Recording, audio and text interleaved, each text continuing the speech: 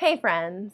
My name is Antoinette Chanel and welcome to my channel. Today we're talking about the Sussex Squad, who they are, what they do, and why they have become one of the most controversial fan bases on the internet. If you've ever wondered how Prince Harry and Meghan Markle continue to dominate headlines despite stepping back from the royal family over 5 years ago, a big part of that answer lies with this online Sussex Squad team. So, the Sussex Squad began forming in 2018 right after Harry and Meghan's wedding. As Meghan faced harsh criticisms in the UK press, this band of loyalists all sort of came together to sort of combat that and protect the Duchess. And this community was formed online. They called themselves the Sussex Squad. And you can think of them the same way that you would think of the Beehive for Beyonce or the Barbs for Nicki Minaj, except instead of defending a musician or an artist or performer, they are defending two ex-royals. They rally on TikTok, Instagram, and Twitter to praise Harry and Meghan, debunk negative stories,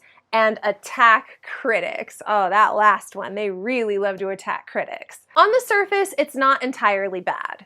The Sussex Squad has contributed to fundraising efforts on behalf of Meghan and Harry. They also boosted viewership for their first Netflix series, the one that dropped in 2022. I think that one was just titled Harry and Meghan. And to their credit, they have created a sort of counter movement that combats a lot of the negative press that Meghan and Harry get from the UK. But most of what they do boils down to clapbacks. If a journalist says something critical of Meghan, the Squad will organize their own counterattack and start reporting that person and harassing that person through their mentions, through hashtags, any way they can. They will trend hashtags such as "We Love You, Meghan" or "Sussex Squad" or the like in order to drown out anything that's critical of Harry and Meghan. At first glance, it seems that the Sussex Squad exists to protect Meghan,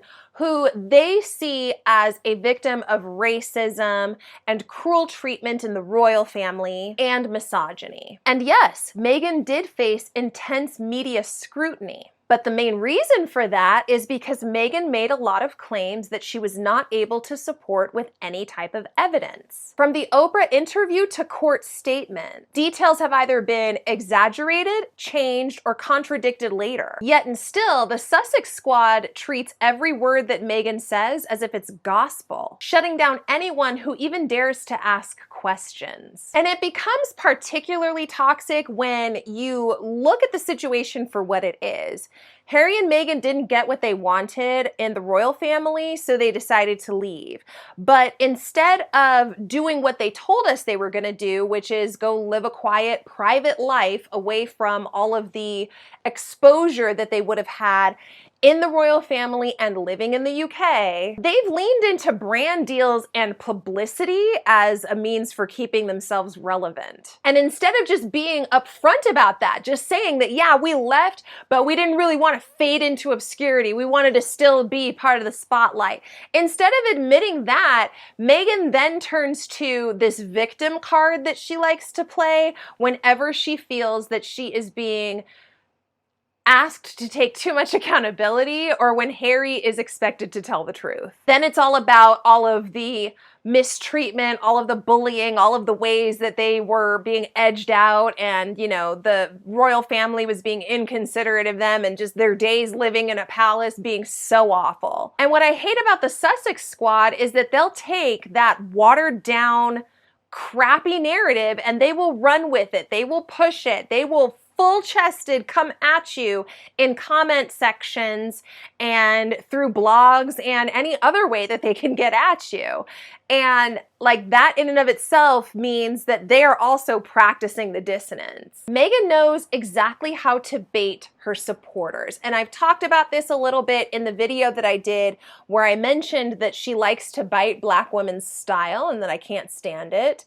She knows how to throw out these dog whistles that'll get the right kind of attention. So like right now, I think when I opened up my app, this morning, I saw that she was using What a Man by Salt and Peppa plus en vogue, and some clip of Harry surfing, which fine, if that's what she believes, that's how she feels about her husband, whatever, I don't care about that. What I care about is that I don't think she actually listens to Salt and Pepper in her real life. She was just using that song to lure in people who are familiar with it, i.e., Black women. Meghan likes to use cultural touch points as a means of reeling Black women in, which in turn activates those Black women into defending her when they feel like she's being slighted or she's being attacked in some way when actually she's being held accountable. The squad falls right into the trap. They treat Meghan as a stand-in for the collective struggles of Black women. But the reality is that Meghan is a rich celebrity living in Southern California.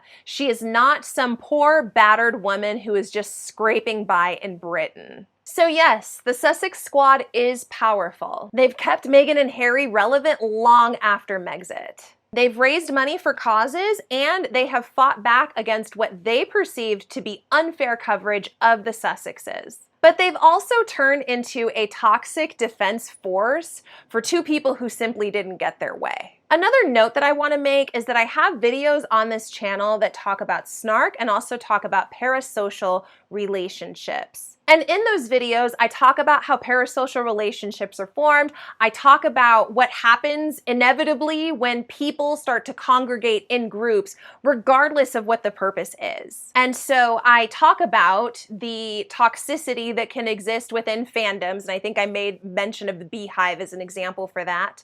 But also just the fact that snark communities often pop up out of fandoms because fans become disgruntled for whatever reason, and so they turn. I say all of that to say that the internet's answer to the Sussex Squad, I would say would probably be the r/Saint Meghan Markle subreddit that is on Reddit. From what I can tell, that community seems to be the largest and strongest answer to this Sussex Squad that exists all across the globe. But even within that community, there is toxicity.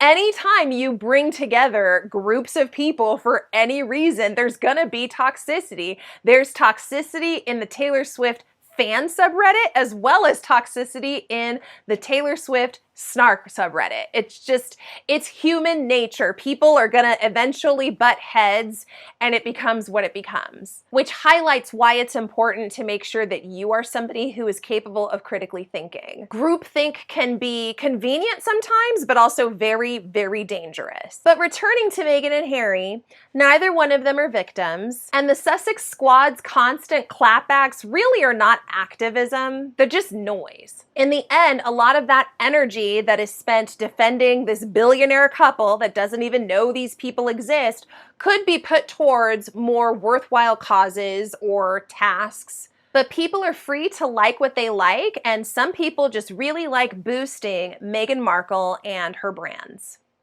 for whatever reason. Those are my thoughts. Alrighty, friends, we've made it to the end of the video, but I would love to hear your thoughts down below. What do you think about the presence of the Sussex Squad, the role that they've had in a lot of the dealings that have happened since Megxit? I would love to hear your thoughts. Also, if you liked this video, please give it a thumbs up. That helps other people on YouTube be able to find it. If you'd like to follow me on Instagram, you can keep up with me at the handle that's on your screen right now. Otherwise, my friends, thank you so much for being here. I will catch up with you in the next video.